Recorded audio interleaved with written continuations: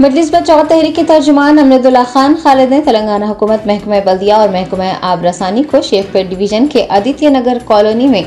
तरक्याती कामों के लिए सड़क की खुदाई करने के 8 माह गुजरने के बाद भी वहां काम मुकम्मल न करने की तरफ तवज्जो दिलाई है और मुताल्लिका अहदेदारों को जल्द अज जल्द काम मुकम्मल करते हुए मुकामी मकीनों को राहत पहुँचाने की हिदायत देने की दरख्वास्त की है। अमजदुल्ला खान खालिद के मुताबिक शेखपेट डिवीजन के आदित्य नगर टोली चौकी में तरक्याती कामों के लिए सड़क खोदी गई थी और 8 माह गुजरने के बावजूद वहां के काम ज़ेर इल्तिवा हैं। उन्होंने सोशल मीडिया प्लेटफॉर्म एक्स पर उस इलाके के कुछ वीडियोस पोस्ट किए हैं जिसमें देखा जा सकता है कि सड़क पर खोदे गए